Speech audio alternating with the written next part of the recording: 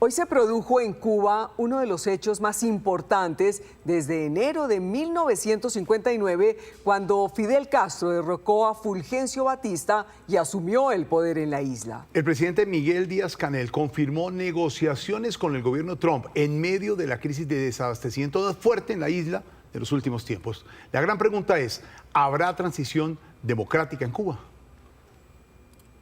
Estos son procesos que se hacen con mucha discreción. Miguel Díaz-Canel habla de negociación, pero su país está en una de las peores crisis en 67 años de una revolución que se define socialista, pero cuyo futuro parece depender de Estados Unidos. Se trata de un tema que se desarrolla como parte de un proceso muy sensible que se conduce con seriedad y responsabilidad porque afecta los vínculos bilaterales entre las dos naciones y demanda enormes y arduos esfuerzos para encontrar solución y crear espacios de entendimiento que nos permitan avanzar y alejarnos de la confrontación.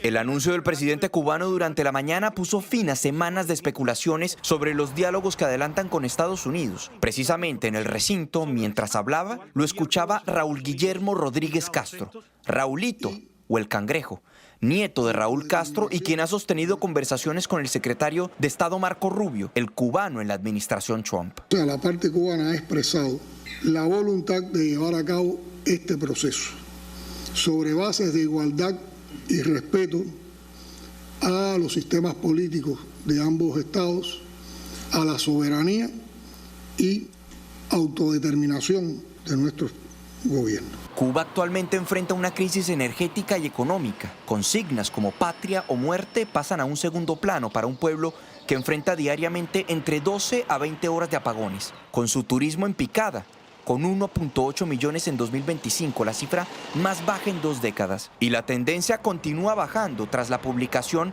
el 29 de enero de la orden ejecutiva del presidente Trump estableciendo aranceles para los países que den petróleo a Cuba. Un portavoz de la Casa Blanca le confirmó a Noticias Caracol los contactos, añadiendo: como confirmó el presidente, estamos dialogando con Cuba, cuyos líderes deberían llegar a un acuerdo, el cual, según él, sería muy fácil de concretar. Cuba es una nación fallida, cuyos gobernantes han sufrido un duro revés con la pérdida del apoyo de Venezuela y con el cese del envío de petróleo por parte de México. Los detalles de qué se está negociando exactamente no son claros, pero ha trascendido que la Casa Blanca estaría pensando en un acuerdo económico y no propiamente en una iniciativa que lleve democracia a la isla. Por lo pronto, Estados Unidos enviará personal del FBI a Cuba para participar en la investigación del tiroteo entre la Guardia Costera cubana y una embarcación de Florida en la que murieron 5 personas. En Miami, la ciudad donde reside la comunidad más grande de cubanos exiliados en el mundo, criticaron las declaraciones del presidente Díaz-Canel. Advierten que antes de cualquier acercamiento deben producirse cambios reales y mayores libertades en la isla. En el sur de Florida, en donde vive una de las mayores comunidades de cubanos en el exilio, las declaraciones de Miguel Díaz-Canel fueron recibidas con escepticismo. Señalan que el mandatario demostró que no tiene intención de un cambio político en la isla. No creo nada de lo que venga de la dictadura. Okay. Porque no, todo es mentira. Es lo mismo de siempre. Eso no, hasta que sigan esa gente en el poder, eso nunca va a llegar a nada. Jamás en la vida. Eso tiene que venir nueva generación. Cubanos en el exilio advierten que desconfían de cualquier acercamiento que termine fortaleciendo al régimen. Señalan que en otras ocasiones el gobierno cubano ha anunciado diálogos o gestos políticos en medio de momentos de presión económica. Por eso piden mantener la presión internacional. Si no se liberan más de 2.000 presos políticos, si no se hace un cambio económico, no debe de haber ningún acuerdo con el gobierno actual. Conversaciones, como él las explicó, no son conversaciones. Eso es históricamente la patraña que ellos han usado siempre con gobiernos norteamericanos que no habían tenido la decisión de buscar una solución para el problema cubano. Además, rechazan el llamado del gobierno cubano a los exiliados para que participen en el desarrollo económico de la isla y advierten que no habrá colaboración mientras el régimen siga en el poder. Esas son palabras muertas. Somos exiliados porque nos fuimos de Cuba porque no se podía vivir en Cuba, por la dictadura que ellos han montado. y no vamos a regresar a colaborar con la misma dictadura que nos hizo irnos de Cuba. Eso no tiene sentido. En medio de ese escepticismo, advierten que no debe haber concesiones sin cambios. Desde Miami, el exilio cubano también hace un llamado al presidente Donald Trump que aumente la presión sobre La Habana hasta que Cuba recupere su libertad. Pero ¿cómo perciben los cubanos que viven en La Habana las negociaciones? Manuel Cuesta, opositor del régimen de los Castro, habló con Noticias Caracol en vivo. Para él se abrió un camino hacia la transición democrática.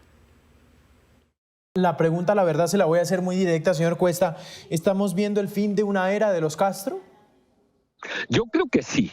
En cámara lenta, en low motion, estamos viendo justamente el fin de una era, y el fin de una era de los Castros que se reconvierte, porque muchos de los Castros forman parte de la primera línea de esa reconversión oligárquica de la élite revolucionaria, que ahora habla en términos de dólares, de empresas, de inversión. ¿Usted cómo se imagina primero estas negociaciones?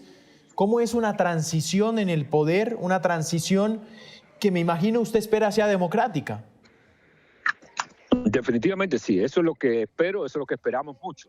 Porque en primer lugar se elimina una vieja tensión que ha sido utilizada por el gobierno cubano para frenar todas las opciones que a lo largo de estos años se han presentado en la sociedad cubana para abrirse a otras experiencias y a otras perspectivas.